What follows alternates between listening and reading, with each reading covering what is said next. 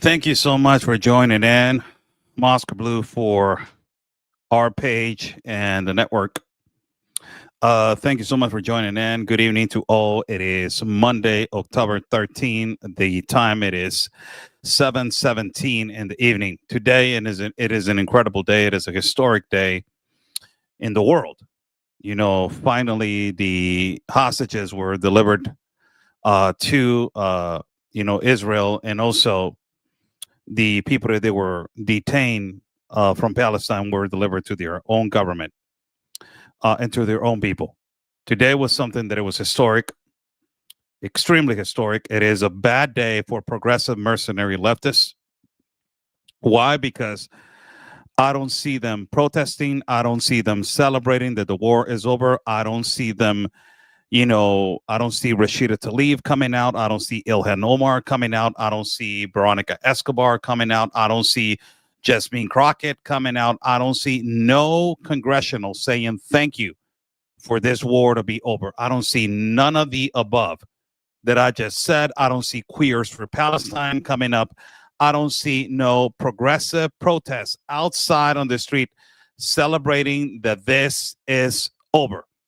In Gaza, the Gazans are celebrating that this war is over. But the progressive mercenary leftists and the conspiracy theories that they are in the United States of America, saying that this is a plan to take over Gaza, and this is a plan to expand territory, this is a plan for this is a plan for that. You are a Zionist, you are a worker for the Mossad, you are a paid off APAC, you are handlers, you're masters, or whatever you call it. Yes, that's how you are. If you don't agree with me, that's who you are. Today, it was a day that the Trump administration, it was a great triumph for them today. Huge triumph, not only for the Trump administration, but for the world. And every mercenary progressive leftist got exposed today because everybody now knows that you are the problem. You are the reason of the problem. Nobody else. Everybody wanted peace. Everybody wanted this to end. But the only ones that you're not celebrating it is you. Greta Thunberg, it is not celebrating. All the boats that went over there to try to take humanitarian aid to Gaza did not celebrate it. The 6 Mexican activists that they made a ridicule trying to go over there, trying to help, did not celebrate it at all. All these leftist actors from Hollywood, nobody has lifted a voice and said thank you. All of you making concerts and, progressively saying free Palestine, free Palestine. You're not saying free Palestine right now. It looks like you did not want peace. You wanted division. You wanted another country to be eliminated and to be eradicated and to be destroyed. That it is what you wanted. And today is not a good day for you. It is not. Of course, the catastrophe of what happened in Gaza, it is irreparable. It is never going to go away. But that is not the topic today. I wanted to make a video of this guy by the name of Don Lemon. A lot of people know him in the United States. He's not important in Mexico and other parts of the other side of the continent or the world. But I wanted to make a video about it. And the video that I'm trying to make, it is for people to understand how much the left and these progressive mercenary leftist journalists, how much of a bully they are when they take advantage of people that they do not look eye to eye to them, and they're not well educated on the problems of immigration that has happened in our countries, Central and South America, and also inside of the United States of America. If Don Lemon and I sit down talking about immigration, I will cook him like nothing else. I will automatically, completely humiliate him on every single argument that he has. Because every single argument that he has, it is on feelings. It is not on factual evidence of what has happened before. So I'm strolling to Instagram, and as I'm strolling to Instagram, I'm seeing this interview that Don Lemon. It's apparently he's doing these kind of things now, going on the street. I've been looking at his profile, and he's going on apparently on the street and interviewing people and asking them about President Trump and all this. You know, he's so frustrated. It looks like he's so frustrated. He's so incredibly butthurt that Kamala Harris is not the president. He's going to be more butthurt now that, you know, they just basically ended the war in Gaza. But this is the interview that I saw that I said, oh, hell no, this is not happening on my watch. And, you know, it looks like a bully. It looks like he's trying to take advantage of a bully. And then another person comes into play. Like, it looks like it was all part of the plan. Another person comes in and starts talking about minorities, the oppression, you know, the oppression of I'm a victim. I'm oppressed of the system. I'm oppressed of the government. And because me, a Mexican citizen, a brown Mexican, has a different opinion, I am going to be called a sellout. I'm going to be called a white bootlicker of the white man. I'm going to be called a vendepatrias. I'm going to be called a white supremacist. All these terms that they use just to put a watermark on their forehead to shut up and not have an opinion and to be discriminated out of the world. This is the interview that I saw, and I want you guys to understand how Don Lemon uses his agenda, thinking that other people do not know what he's doing, thinking that other people do not know about immigration, and also thinking that the average Mexican or Latino has to stand on his side. And if he doesn't stand on his side, he's an enemy of the democracy. That's the word that they use consistently. Look at this video. Right now is doing mass deportations on all the people that stayed illegally. That's how you manage a country. I understand that, but we don't like people being roughed up. America doesn't do that. America's about due process. And so maybe in Mexico that's different. But America is about due process. Let me interrupt you right there, Don. I don't know if you remember the Biden administration. There was no due process. They had an open border. And you're going to say there were people asking for asylum. Do you know how many people from Tren de Aragua and bad people infiltrated that place? I walked the Darien Gap 4 times, and I walked more than 12 caravans on the south of the border. There was no due process on an open border gap. They were being trafficked, and a lot of them, they paid the organized crime and the cartel in Mexico enormous quantities of millions of dollars to cross illegally into the United States of America and lift their hands and claim asylum because they were being received by NGOs that your political party was paying billions of dollars through Chuck Schumer and through other particular people that they are in Congress and the Senate, giving them millions of dollars to make another millions of dollars out of human suffering, and adding the fact that all these people that they were entering, you are not adding the unaccompanied minors that they were entering. You forgot about that, huh, Don? we don't beat our people up here. We're not supposed to. Mexico is in North America, so North America is a continent. So you do have to do things the right way. And anywhere. But Mexico doesn't go by the same rules that we do. We're the biggest democracy in the country. Why you're denigrating our country? You're talking about that Mexico doesn't go by the same rules that you do. And then you say that you're the biggest democracy in the world. Why Mexico cannot be a biggest democracy? Mexico is exercising their laws. And if they want to exercise their laws, they want to actually exercise their laws. And you're saying that our country is not a democracy also? So you're playing the bully type. You're playing my country's bigger. My country's stronger. My country has a bigger democracy than yours. In the world. And we believe that we treat people humanely here. No, a lot of them have signs that said, no human is illegal. Yeah. But once you enter the wrong way, you're breaking the law. It's not a criminal act.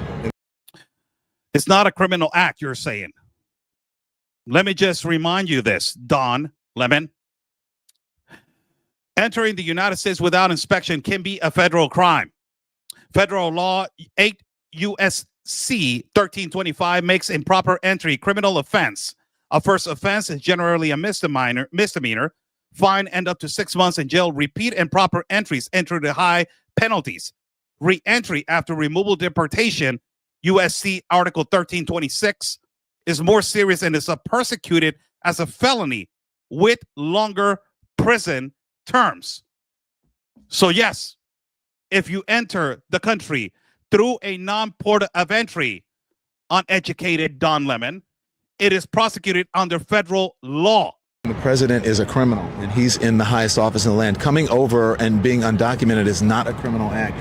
The president is a criminal, the one that just ended the war in Gaza, the one that just brought peace between Gaza and Israel, the one that brought peace between Armenia and Azerbaijan, the one that has decreased the level of trafficking in the south of the border between Mexico and the United States of America, the one that has ended the enormous and treacherous and horrible journey through the Darien Gap, where hundreds of thousands of individuals were being raped, abused, and trafficked, and hundreds were dying in the middle of a jungle because of your open border policies and the control flow of Alejandro Mayorkas and multiple NGOs as the United Nations, OIM, and HIAS. That, by the way, Alejandro Mayorkas was part of that organization also.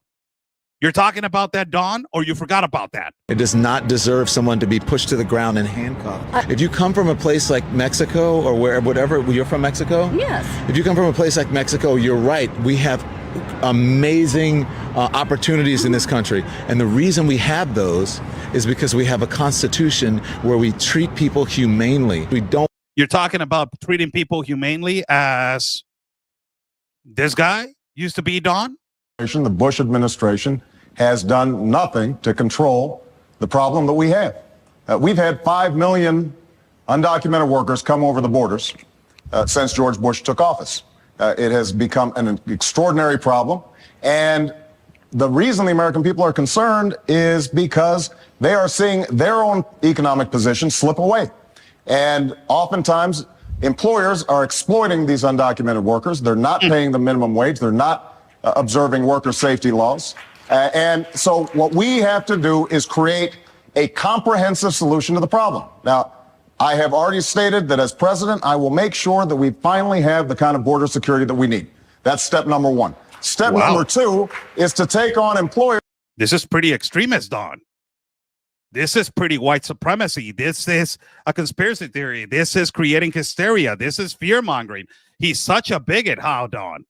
The guy that deported more Mexicans and Latinos in history, the guy that divided more Latino families and created more deportations for Latino families in history, the guy that created a war between Mexico and the United States with his policy of Fast and the Furious, and more Mexicans died because of this war, because of his ideology of codifying artillery and firearms into the cartel. You forgot about to say that, huh, Don? And you forgot also what he's adding right here. Right now, an employer has more of a chance of getting hit by lightning than be prosecuted for hiring an undocumented worker. That has to change. They have to be held accountable. And when we do those things, I believe that we can take the undocumented workers, the illegal aliens who are here, make sure that they are subject to a stiff penalty, make sure that they're learning English, make sure that they go to the back of the line so they're not getting an advantage over people who came here legally. And when we do that, I think that we can, instead of shedding all this heat, start shedding some light on the problem, and we can once again be a nation of laws and a nation of immigrants. That's wow, Don. That's a lot of democracy right there. You forgot about that, huh? Did you forget about that, Don? People up is because we don't throw people in detention centers in horrible conditions. Yes, you do. Under the Obama administration, you had the largest unaccompanied minors under your possession, and they were children in cages, Don. And that was under the Obama administration. Under the Biden administration, if you go and look, whatever you want to do, Google, ChatGPT, Don, if you go and look at that under the Biden administration, it's where more migrants died between the limitations of Mexico and the United States of America. Under the Biden administration, it is where more unaccompanied minors and children were trafficked in history through the Mexico and the United States borders. Don, you forgot about that, huh? That's why you love America. What history book have you read? American history. Have you read American history? American history. Have you read it? Mexico is American history. We talked about slavery, minorities. Have you read it? Yes, I So have. if you're a minority, do you like being grabbed, pushed, and thrown in a vehicle? No. First and foremost, lady, let me just tell you, we're not a minority anymore. As if you are in the territory of the United States of America, everybody's equal under the land of the free and the home of the brave. Everybody's equal in the land of the United States of America. You're not a minority. And let me just tell you this to shut you down, lady. Who put the last president in the White House? Which vote was the decisive vote that put the president of the United States of America or the presidential candidate in the White House? Which population and which entity was the one that put the president of the United States of America, the current president, in the White House? Can you tell me? Was it the white population? Was it the black population? Was it the Asian population? Was it the Middle Eastern population? Was it the India population? Was it the African American population?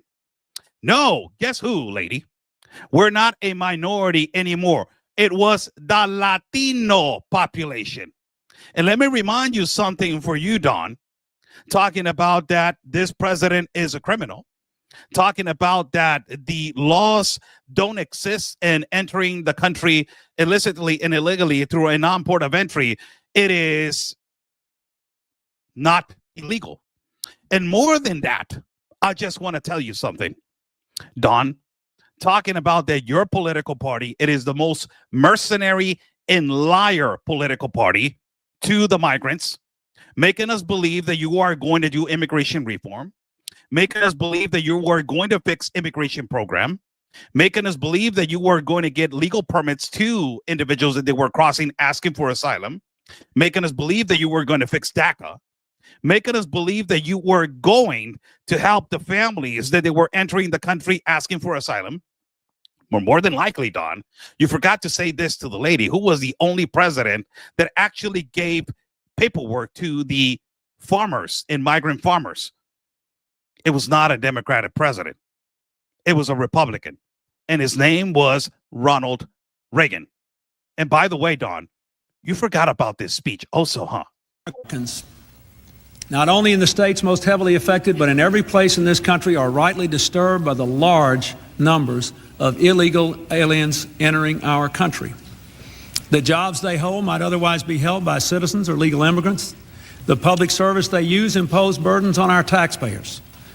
That's why our administration has moved aggressively to secure our borders more, by hiring a record number of new border guards, by deporting twice as many criminal aliens as ever before, by cracking down on illegal hiring, by barring welfare benefits to illegal aliens. In the budget I will present to you, we will try to do more to speed the deportation of illegal aliens who are arrested for crimes, to better identify illegal aliens in the workplace as recommended by the commission headed by former Congresswoman Barbara Jordan. We are a nation of immigrants, but we are also a nation of laws. It is wrong and ultimately self-defeating for a nation of immigrants to permit the kind of abuse of our immigration laws we have seen in recent years, and we must do more to stop it. Isn't that oppressive? Isn't Bill Clinton in the speech that we just heard from Obama? They are such a bigot. They are so white supremacist. They are so xenophobic, transphobic, homophobic, pronoun-phobic, fat-phobic. They are such a racist. They are so much of a fascist. They are such of an imperialist, and they are such a Zionist. Isn't that, Don? Look, this is what this guy is doing. And, you know, it's something new. It's something refreshing for the audience of the United States of America, what he's doing. But right here, he's just being a bully. He's just talking to an average Mexican citizen who doesn't agree with the who doesn't agree with the way of entering illicitly or illegally into a country of whatever country. a Mexican citizen who is actually agreeing with law and order, a Mexican citizen who is actually a migrant herself, but is actually agreeing with a due process. CBP1 was not a due process. It was a process that it was done, and it was aided and abetted by the Biden administration 2 years entering his administration.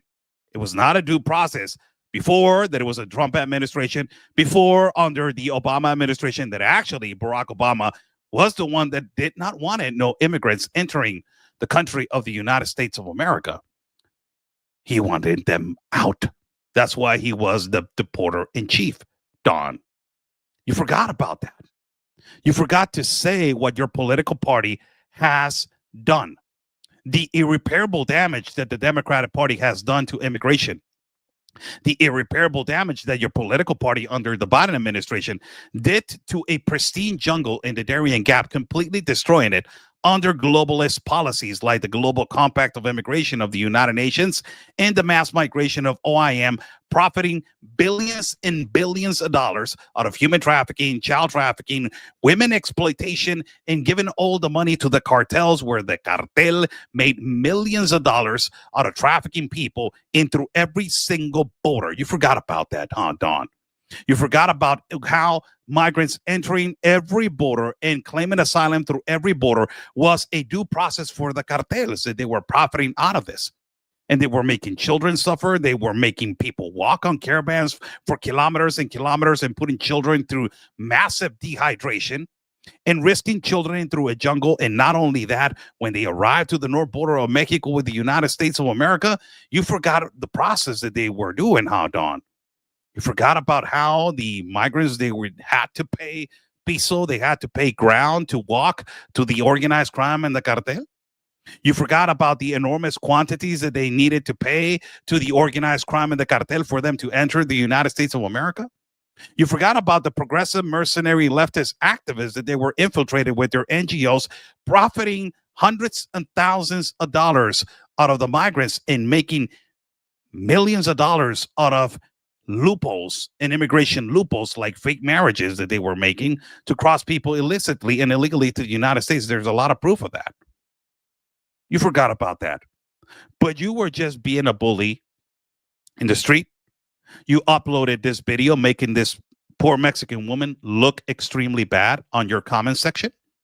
And all the comment section on your platform on this post, everybody is calling her out, calling her a vendepatrias, a traitor to her own people, mistreating her, denigrating her. You actually look like you're not carrying what a man carries in the middle of his legs. You're actually looking and denigrating a woman. Instead of being an educator, you're actually being a bully. What you are so much complaining about Donald Trump, that is what you are. You are a complete imbecile and a complete idiot.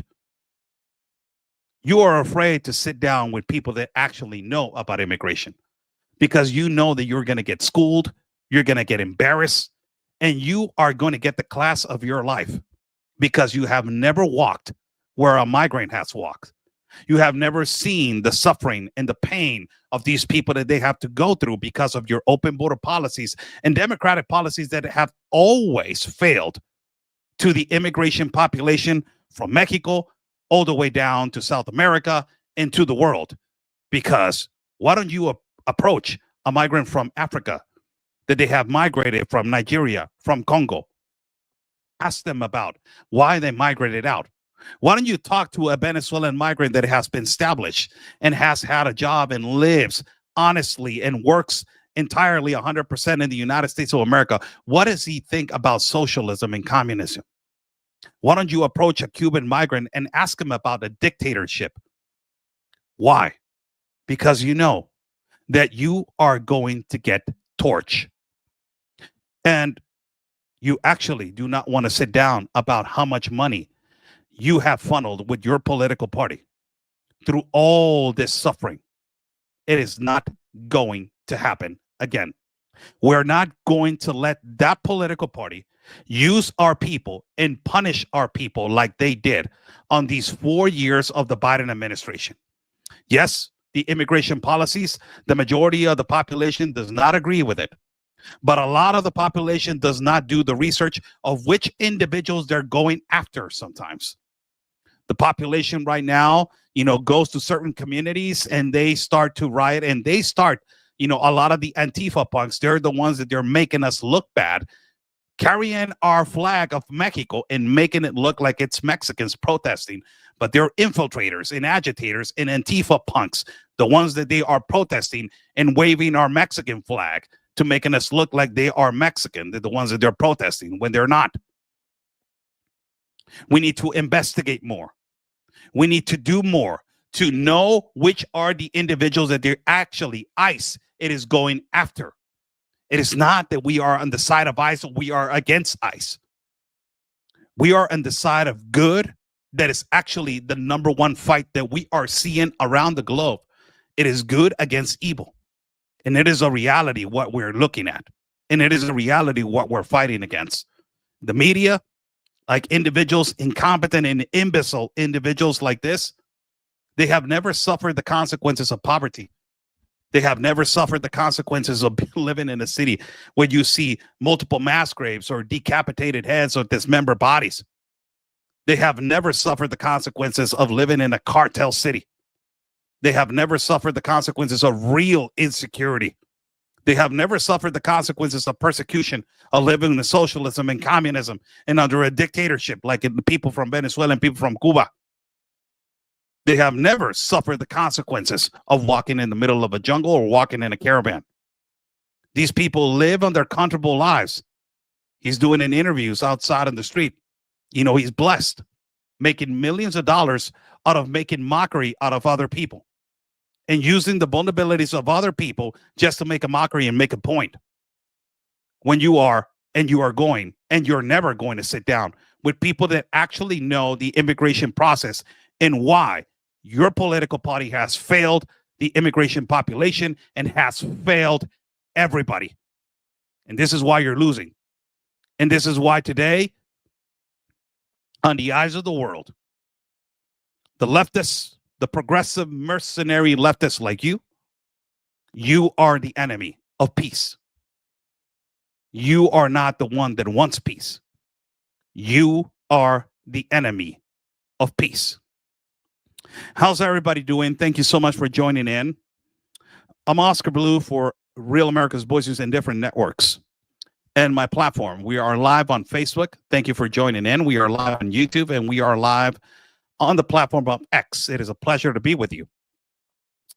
Buy Me a Coffee is right there, pinned in the chat for people that want to contribute to my independent reporting and travel fund. It is right there. We are going to be traveling soon. Again, far away, hoping that we can travel soon. Thank you so much for joining in. Today is a historic day in the world. A lot of people are going to agree. A lot of people are going to disagree. It is a historic day because the hostages were returned back to Israel, and also there was an agreement of you give me, I give you. People are returning to Gaza to actually the epicenter of war, and the war has ended until now. And it will be, obvious that people will be outside. All the pro-Palestinian mercenary protesters or leftist protesters or people that they were protesting for pro-Palestine will be obvious of them going outside and celebrating this triumph. But no, I don't know what they wanted, really. Believe me, if the cartel will be eliminated right now in our country, we will be outside celebrating that we can live finally at peace. But that will be a different war, and that will be a different celebration. Right? God bless you all. Thank you for joining in. Wanted to give, this live feed for everybody to see. I will be cutting and editing this video for people to, I will be uploading also this video into our platforms. And it has been a pleasure to be with you guys on this evening. I will not take away your time that much because there's a lot of things that are going on right now in Israel. I wish that I could be right there to broadcast, and also try to go into places that it is prohibited. We have been there 3 times, close to the borders of Gaza and Ashkelon and Esderot, half a kilometer away from Gaza. Also, just 1 foot away from the border of Lebanon. It was extremely dangerous, and also in the borders with Syria. You know, for me, my personal sentiment, it is that I have never seen. There has been 2 places which I consider the places that I have seen so much sadness. You know, second place, it is the middle of the Darien Gap, seeing children dying and seeing a pregnant woman and a decomposed body was the most horrible thing that I have ever seen. You know, broadcasting and doing my work.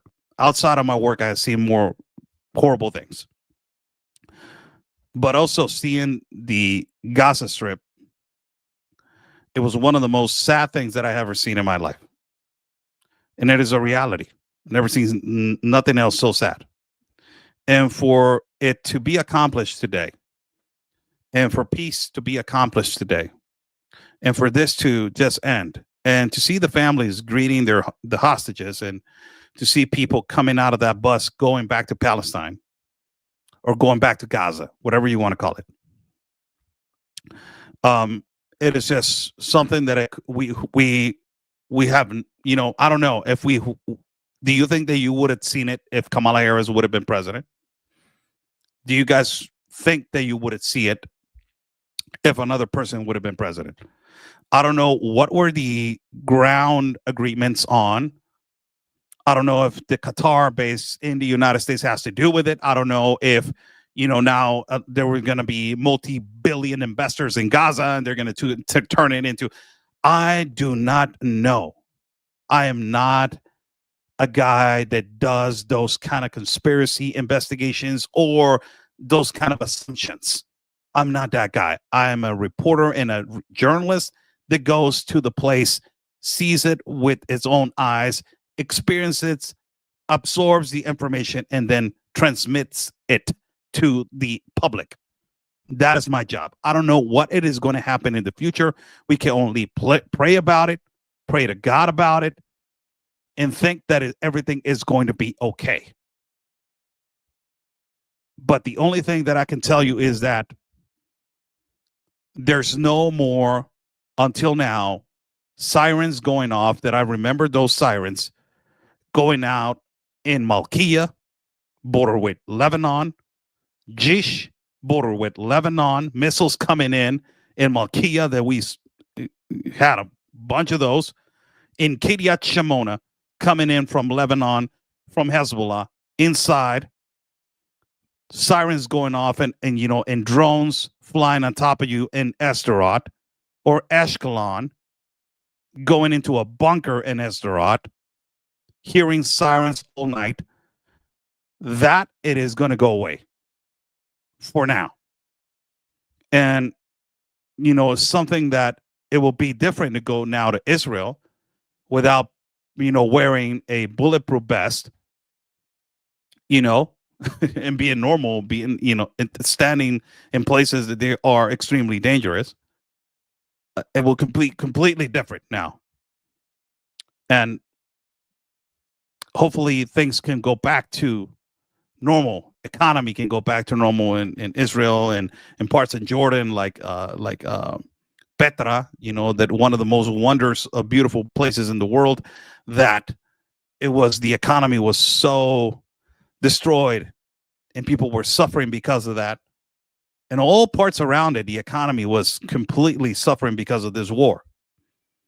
And we investigated all of that. Just wanted to, you know, give you guys a little bit of what we have acknowledged, seen, and ultimately also what we have documented also. You know, God has been incredibly, this just happened. It's just our Lord and Savior Jesus just working through several, that's my point of view. You know, that's why I don't, they have invited me at a couple of interviews. I'm like, I'm not getting into it because I'm just going to say my point of view. And a lot of my point of view, it is considered to be a Zionist and it is considered to be a white supremacist and all this stupidity and competent language that is the only multiple defense that they have. Accusations of your persona, not accurate, systematic situations, which it relates to the situation itself. Did it get fixed until now? Yes. There's no more bombings. There's no more innocent people dying. And the war has stopped. That is the most important thing. God bless you guys. Stay safe. Thank you so much for joining in. It has been a pleasure talking to you guys for this almost 40 minutes. Stay safe, and like we always say, God's plan, it is our mission. Take